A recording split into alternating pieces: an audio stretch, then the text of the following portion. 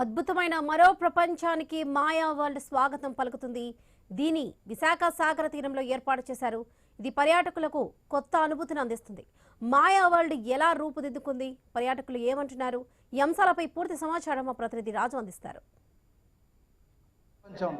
చుట్టూరు అద్దాల్లో అద్భుతంగా మనల్ని మనం చూసుకునేటువంటి ప్రతిరూపాలు విశేషంగా ఆకట్టుకుంటుంది. ఇది విశాఖపట్నం బీచ్ రోడ్లో ఏర్పాటు చేసినటువంటి విఎంఆర్డీఏ పరిధిలో ఏర్పాటు చేసినటువంటి మాయా ప్రపంచంలో ఇప్పుడు ప్రస్తుతం మనం అయితే ఉన్నాం. ఇక్కడ ఒక్కొక్క గదిని దాదాపు 8 గదులుగా ఏర్పాటు చేసి పూర్తిగా అద్దాలు లైటింగులతో ఏర్పాటు చేసి ఇక్కడికి వచ్చేటువంటి పర్యాటకులను విశేషంగా ఆకట్టుకునే విధంగా ఇదైతే రూపుదిద్దడం జరిగింది. ఇది ఒక విశాఖ వాసులకు కాదు, ఉత్తరాంధ్ర ప్రజలకి ఇది ఒక కొత్త అనుభూతిగా చెప్పుకోవచ్చు. ఎట్టి చూసినా విద్యుత్ కాంతుల మధ్యలో అద్దాల మధ్యలో పర్యాటకులు అలా నడుస్తూ వెళ్తుంటే వాళ్ళే చూసుకుంటూ కూడా ఆశ్చర్యపోయే ఒక కొత్త అనుభూతి అయితే ఈ మాయా ప్రపంచంలో చూసుకోవచ్చు. దీంతో పర్యాటకులందరూ కూడా ఒక కొత్త ఉత్సాహానికి, కొత్త అనుభూతికి కూడా లోనవుతున్న పరిస్థితి ఉంది. ఇక్కడ మనం చూసుకుంటే పర్యాటకులందరూ కూడా వాళ్ళ సెల్ఫీల్లో వాళ్ళు బంధించుకుంటూ ఒక ఆనందాన్ని అయితే వ్యక్తం చేస్తున్నారు. మరి ఈ నేపథ్యంలో దీనికి ఈ మాయా ప్రపంచం ఏర్పాటు చేయడానికి కారణం ఎవరు, దానికి సంబంధించి కూడా పూర్తి ఏర్పాట్లు ఎవరు చేశారు, అదేవిధంగా ఈ ఆలోచన ఎలా వచ్చింది అనేది తెలుసుకునే ప్రయత్నం చేద్దాం. మనతో పాటు నేవల్ కమాండర్ రమణ కుమార్ గారు ఉన్నారు. సార్ చెప్పండి, అసలు ఈ మాయా ప్రపంచం ఏదైతే మాయా వరల్డ్ పేరుతో ఏర్పాటు చేసినటువంటి ఈ ఆలోచన మీకు ఎలా వచ్చింది? ఆలోచన సార్, మాకు మీలాగే నేను దుబాయ్ ఇటువంటి ప్రాంతాల్లో తిరిగినప్పుడు ఇటువంటి ఒక కొత్త రకమైన ఇమ్మర్సివ్ ఎక్స్పీరియన్స్ చూసినప్పుడు నాకు చాలా మాయగా అనిపించింది, చాలా ఆశ్చర్యంగా గురి చేసింది.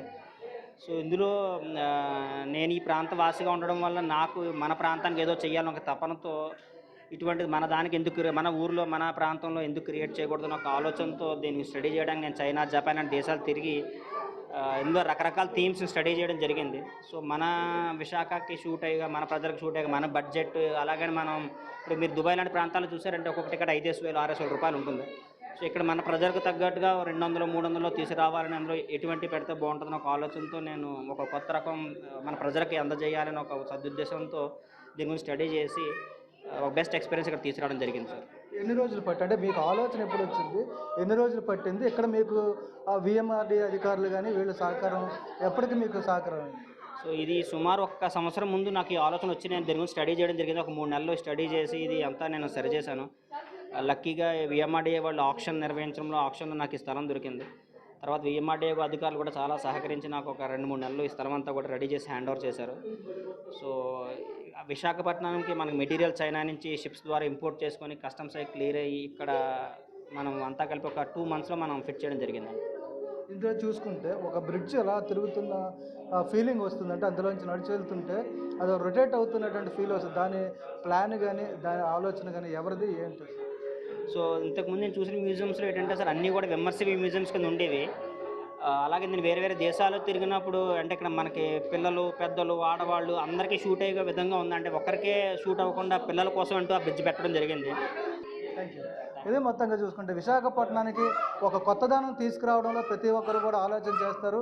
అదే వరవల్లో దేశ విదేశాల్లో తిరుగుతూ అక్కడ ఉన్నటువంటి ఏవైతే పర్యాటకంగా ఆకట్టుకునేటువంటి అంశాలు ఏవైతే ఉన్నాయో వాటిల్ని స్టడీ చేసి మన విశాఖపట్నంలో ఎందుకు పెట్టకూడదు అనే ఒక ఆలోచనతో, ఒక సృజనాత్మకతతో ఈ మాయా వరల్డ్ని అయితే సృష్టించడం జరిగింది. మాయా వరల్డ్ ఏదైతే ఉందో దీన్ని తిలకించేందుకైతే వందల సంఖ్యలో పర్యాటకులు ఇక్కడికి రావడం జరుగుతుంది. భారీ ఎత్తున అయితే బీచ్ రోడ్డుకి వచ్చినటువంటి పర్యాటకులందరూ కూడా ఈ మాయా వరల్డ్ చూసి ఒక కొత్త అనుభూతిని చెందుతున్నారు. ఏమేమి చూసారో తెలుసుకునే ప్రయత్నం చేద్దాం. లోపల ఏమేమి చూసారు, ఎలా ఉంది అసలు ఎక్స్పీరియన్స్? అయితే ఎక్స్పీరియన్స్ సూపర్గా ఉంది. సో అమౌంట్ టికెట్ కోసం కాకుండా లోపల అయితే ఎక్స్పీరియన్స్ చేయవచ్చు, ఫుల్గా బాగుంది. ఏమున్నాయి అసలు లోపల మిర్రర్ది ఉంది అండ్ ఏంటి వరిది ఉంటుంది కదా, సో అది లైటింగ్ అవి ఉన్నాయి, బాగుంది. బ్రిడ్జ్ అదే రొటేట్ బ్రిడ్జ్ ఉంది, అది కూడా బాగుంది. బయట నుంచి చూసిన దానికి లోపల దానికి అంటే బయట చూసిన దానికంటే లోపల అయితే చాలా బాగుంది, ఫుల్ ఎక్స్పీరియన్స్ అవ్వచ్చు. మాయా వరల్డ్ అనే పేరు చూసిన తర్వాత ఏమని అసలు లోపల ఏముంటుందని?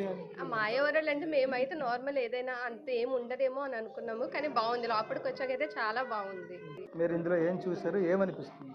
మాకు రొటేట్ అయిన బాగా నచ్చింది, రొటేట్ అవ్వడం అదిని. అలానే వరి పంటలాగా ఉంది కదా, అది కూడా చాలా బాగుంది. లైటింగ్ సెట్ చాలా బాగుంది. పాప కూడా, పిల్లలు బాగా ఎగ్జైట్గా ఫీల్ అవుతున్నారు. చాలా బాగుంది. మేమైతే విజయవాడ నుంచి వచ్చాం ఇక్కడికి. మీ విజయవాడ మీరు నుంచి. చెప్పండి ఎలా ఉంది? చాలా బాగుంది సార్. ఇలాంటిది మన వైజాగ్లో ఫస్ట్ టైం అనుకుంటాను పెట్టి చాలా, కానీ వర్త్. వచ్చినందుకు చాలా హ్యాపీగా ఫీల్ అయ్యి, హ్యాపీగా ఫ్యామిలీ మెంబర్స్తో వచ్చి చాలా ఎంజాయ్ చేయొచ్చు దీన్ని చూసి. సో చాలా చాలా బాగుంది. ఇది మళ్ళీ ఇలానే కంటిన్యూ అవుతుంటే ఫ్యామిలీ అంతా హ్యాపీగా ఉంటారు. ఫొటోస్ కూడా చాలా, వీడియోస్కి ఫొటోస్కి అన్నిటికీ చాలా ఎక్సలెంట్గా వచ్చింది. వర్త్ అంతే. చాలా బాగుంది. Thank you. Thank you. ఇది మొత్తంగా చూసి పర్యాటకుల్లో ఒక అనుభూతి. ఇక్కడికి వచ్చి మాయా వరల్డ్ మాయా ప్రపంచంలోనికి వచ్చిన తర్వాత ఒక కొత్త ప్రపంచాన్ని చూసాం. ఇంతకుముందు ఎక్కడ ఎలాంటి ఈ అనుభూతిని చెందలేదు. ఈరోజు విశాఖపట్నంలో విఎంఆర్డీఏ పరిధిలో ఏర్పాటు చేసినటువంటి ఈ ప్రపంచాన్ని చూస్తే కొత్త ప్రపంచాన్ని చూసిన అనుభూతి కలుగుతుందని చెప్పి పర్యాటకుల్లో కూడా హర్షం వ్యక్తమవుతుంది.